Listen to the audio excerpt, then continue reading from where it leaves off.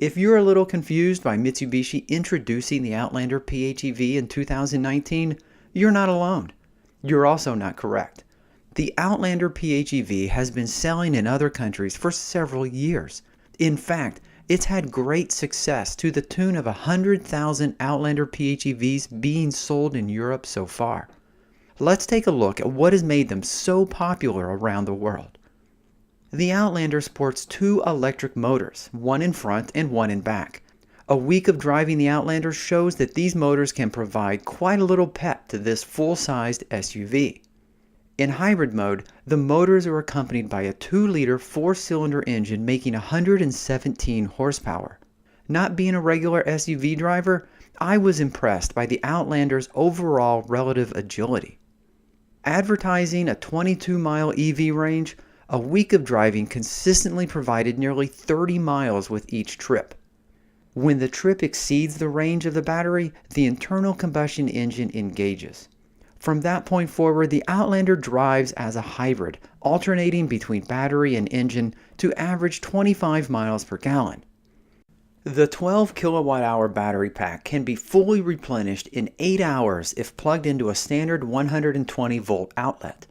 This should be sufficient for the daily commuter who can plug in every night and charge while sleeping.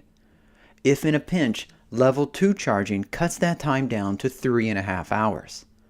The Outlander also supports level 3 CHAdeMO fast charging, which will bring the battery from depletion up to 80% in approximately 25 minutes. The power hatch can be activated inside by the driver or outside using the fob. Opening and closing a hatch doesn't seem like a big deal until you've used a power hatch. Once open, you're greeted with 30 cubic feet of cargo space. Of course, the seats fold flat with a 60-40 split, more than doubling the cargo space to 66 cubic feet. This is where the Outlander transitions from sport utility vehicle to tailgate champion.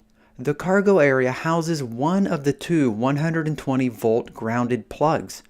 Using the hybrid pack, you can easily power small appliances. Additionally, there is one huge speaker. When tested, it proved more than ample to throw the beats. You can be the center of the party, pulling power from the hybrid battery without draining the 12-volt or running the engine. Unfortunately, there is no spare under the cargo floor. All you get is a little storage space, some tire fix goop, and an air pump.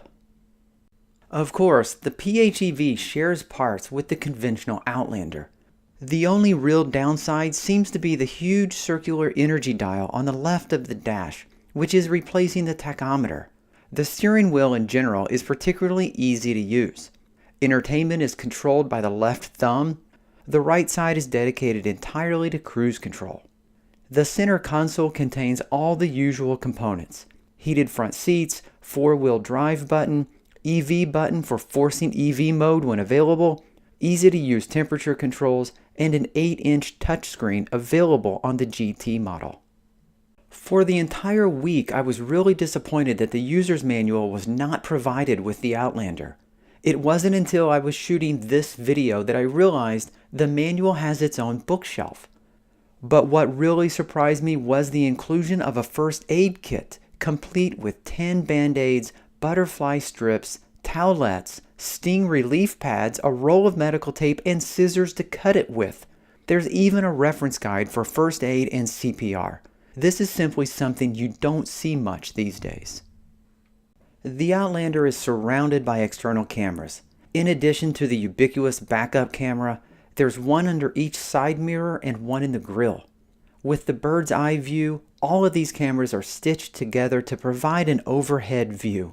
On both available models, the daytime running lamps are LED. The standard model provides illumination via halogen bulbs. The GT package upgrades those to LED headlamps. Both models provide automatic on-off for headlights, and the GT package offers automatic high beams. From the rear, the layout of the brake lights are relatively standard, with nothing particularly interesting to point out. The Outlander PHEV is priced at $35,000 for the standard model and $40,000 for the GT. Don't forget to subtract federal incentives and any applicable state incentives. Overall, it feels like a luxury SUV without the luxury price tag. If you are in the market for a full-sized SUV and regularly drive fewer than 25 to 30 miles, the Outlander PHEV should be on your list of vehicles to check out.